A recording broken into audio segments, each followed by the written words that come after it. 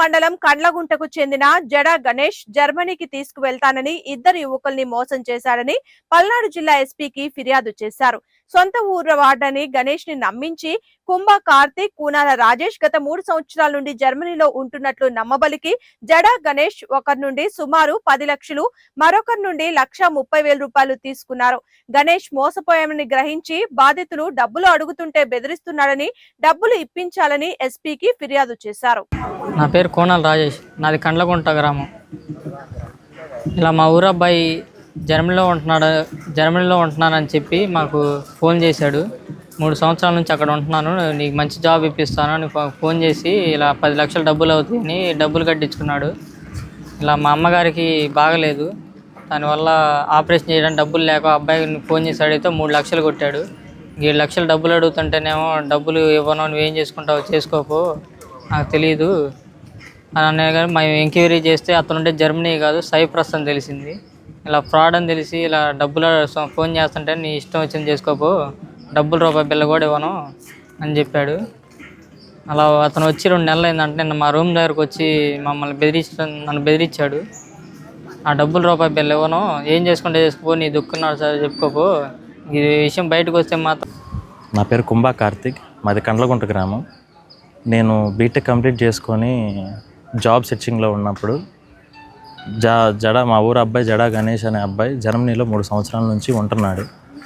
So అతను మా friend ద్వారా, మా ఫ్రెండ్ దగ్గర అతను 10 లక్షలు తీసుకొని అతను వీసా ప్రాసెస్ స్టార్ట్ చేస్తానని చెప్పాడు. సో చెప్పిన తర్వాత నేను కూడా అది విని మా ఫ్రెండ్ ఎటు వెళ్తున్నాడు కదా, నేను కూడా వెళ్దామన్న ఉద్దేశం మీద మాట్లాడితే నీకు 8 లక్షలు ఖర్చు అవుతుందని చెప్పాడు. 8 లక్షలు లేవు, నా సిచ్యువేషన్ బాగోలేదు, మా నాన్నగారు చిన్నప్పుడే చనిపోయారు, ఫైనాన్షియల్గా అన్స్టేబుల్గా ఉన్నాను అని చెప్తే అతను 3 లక్షలకే నేను ఎడ్యుకేషన్ వీసా ఇప్పిస్తానని చెప్పాడు. సో 3 లక్షలకి ఇప్పిస్తానని చెప్పాడు. మా ఫ్రెండ్ దగ్గర ఏమో 10 లక్షలు తీసుకున్నాడు, అతను మోసం చేశాడు. సో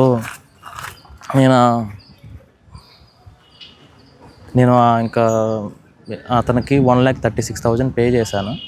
1,36,000 పే చేసినా కానీ నేను నీ అమౌంట్ కాలేజీలో పే చేశాను, నువ్వే నాకు రిమైనింగ్గా 60,000 ఇవ్వాలి, లేకపోతే బాగోదు, నీ ఎంత చూస్తాను అది ఇది అని చెప్పేసి బాగా ఇబ్బంది పెట్టేవాడు. నాకు డెంగ్యూ ఫీవర్ వచ్చి నేను ఇంట్లో ఉన్నా కానీ వేరే వాళ్ళ చేత మనుషులను పంపించి కొంచెం ఇబ్బంది పెట్టి బాగా టార్చర్ చేశాడు. నీ డబ్బులు నాకు ఇవ్వకపోతే నేను ఏదో ఒకటి చేసేస్తాను, బాగా గొడవలు అవుతాయి, నీ ఎంత చూస్తాను అది ఇది అని చెప్పేసి బాగా ఇబ్బంది పెట్టాడు. నేను 1,36,000 పే చేశాను, మళ్ళీ అతను 60,000 రిటర్న్ అడుగుతున్నాడు.